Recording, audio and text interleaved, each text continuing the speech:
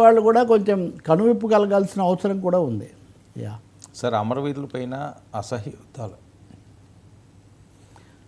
నిజంగా అండి. అదే కాదేది ఇంకో దానికి అన్నట్టుగా బస్సు పోటీబడి కాటులాడ అని కాళోజీ అన్నట్టుగా ఆ మురళీ నాయక్ ప్రాణాలు అర్పిస్తే ఆయన వెళ్ళి ముందు లోకేష్, పవన్ కళ్యాణ్, తర్వాత జగన్ వెళ్ళారు.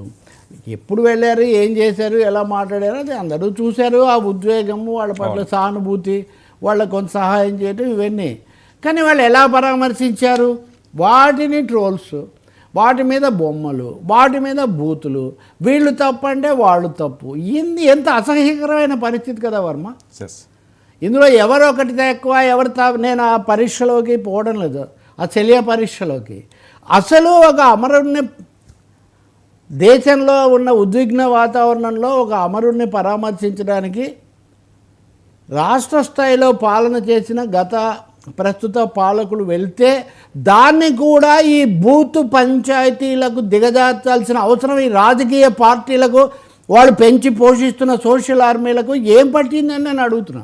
అమరుడి కుటుంబ సభ్యులు వాళ్ళతో ఉన్నటువంటి ఓదార్పు, ఒక్కొక్కరు ఒక విధంగా ఓదార్చవచ్చు, ఒకరు ఒక విధంగా పరామర్శించవచ్చు. వాటి మీద ఇందులో ఒకరి రైటు ఒకరు తప్పు కాదు. అసలు ఈ విధమైన ఈ చర్చ, ఈ ప్రస్తావన మనం చేయాల్సి రావడమే చాలా దారుణమైనటువంటి ఘోరమైన విషయం. నేను 2-3 చూస్తే చాలా అసహ్యం అన్న, అందుకే ఆ పదాన్ని నేను అసహ్యకరమైనవి, అసహనము అసహ్యానికి దారితీస్తుంది. ఇంకా ఇంతకుముందు మనం రాజకీయ పార్టీల మధ్య చూసింది ఈ పైత్యము, ఈ ద్వేషము, ఈ విషము మృతుల యొక్క కుటుంబాలకు, దేశం యొక్క వాతావరణాన్ని కూడా చూడకుండా చేయటం చాలా దారుణమైంది. నేను అనుకోవటం ఇప్పటికైనా ప్రభుత్వ వర్గాలు, సంబంధితులు, వాళ్ళకు సంబంధించిన పెద్ద మనుషులు జోక్యం చేసుకొని వాటి అన్నింటినీ డెలీట్ చేయాలి.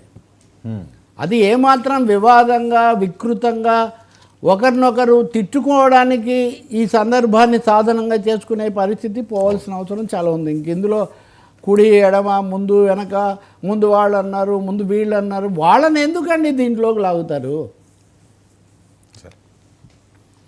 సార్, పోషన్ల వంశీ